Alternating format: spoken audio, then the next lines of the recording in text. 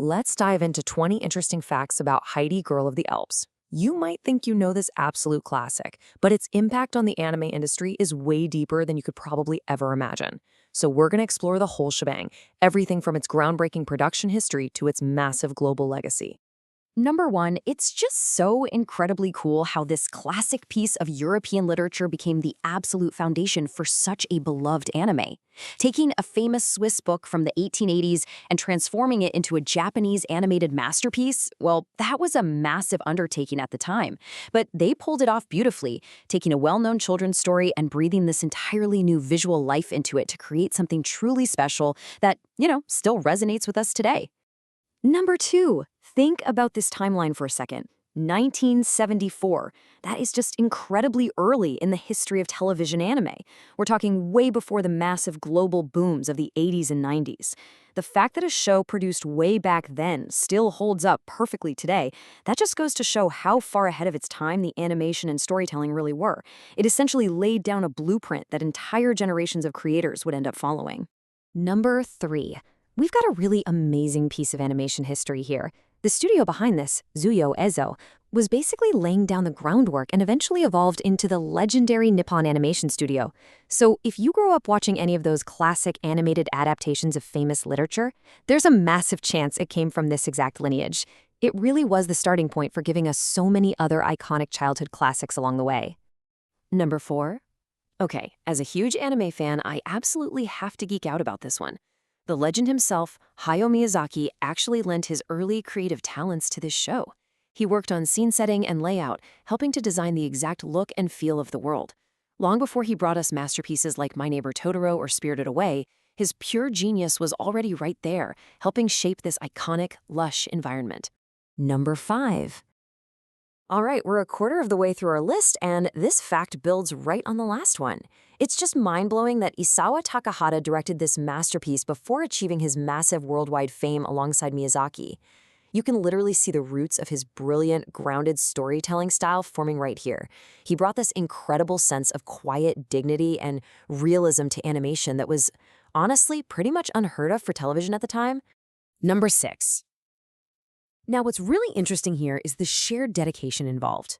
Before the internet, before easy global travel, imagine securing the budget and logistics to actually fly all the way from Japan to Switzerland for location scouting back in the 1970s. I mean, that was incredibly rare for a television production. It just shows exactly how committed they were to doing it right and treating the source material with the absolute utmost respect. Number seven. The absolutely crucial point here is that those thousands of reference photos, they weren't just for fun. They directly drove the meticulous, real-world visual accuracy of the entire series. The staff didn't want to just guess what Europe looked like, right?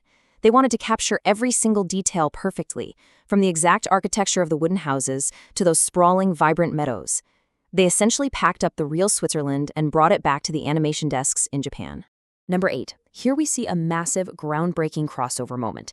It essentially smashed down walls, proving that anime wasn't just this regional niche, but could absolutely captivate a massive audience over in the European market. Before this, Japanese animation was largely a domestic product, but this show, it crossed cultural borders effortlessly. It was a total game changer for the global industry, basically kicking down the doors for decades of future international distribution. Number nine, this perfectly explains the visuals. Because they took all those photos and did that intense research, the background art in this show is just absolutely breathtaking. When you watch it, you can practically feel the crisp mountain air and see the vast rolling green hills. It feels so grounded and authentic, precisely because every single painted background was drawn directly from the inspiration of the real majestic Swiss Alps.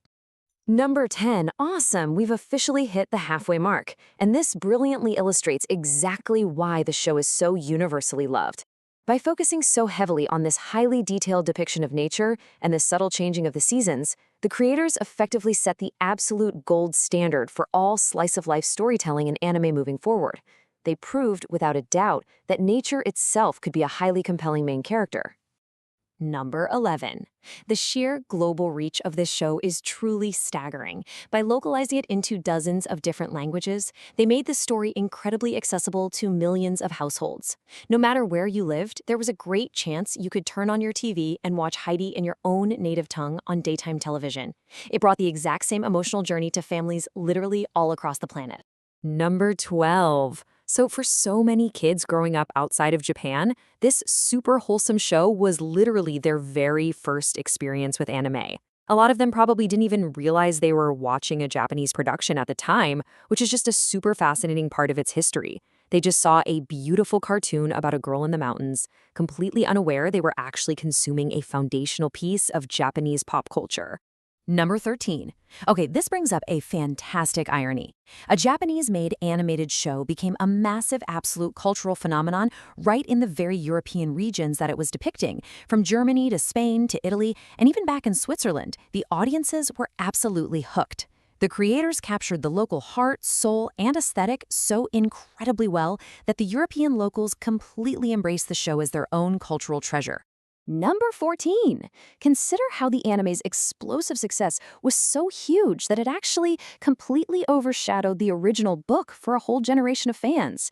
Even though the novel is a literary classic, when millions of people thought of Heidi, they instantly pictured the iconic, smiling anime character with short, dark hair running through the mountains.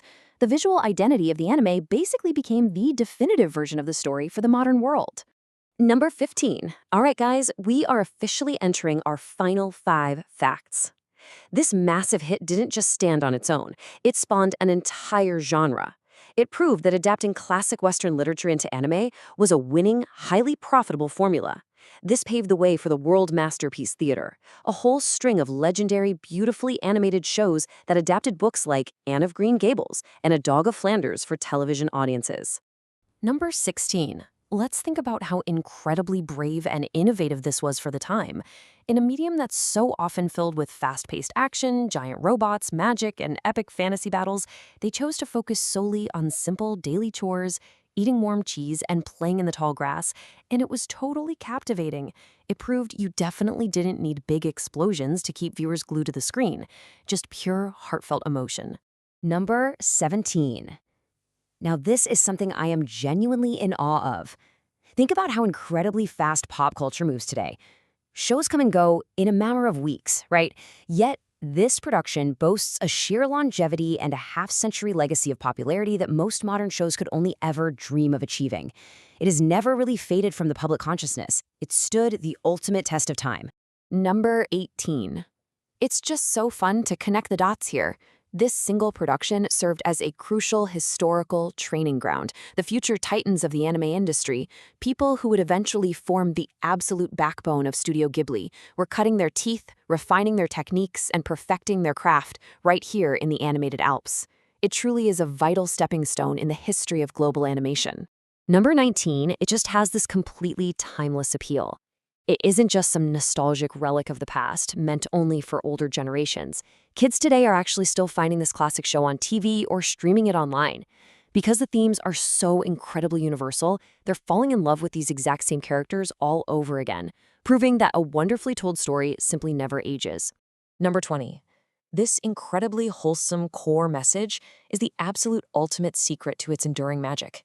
It's a comforting idea that everyone, everywhere, can connect with.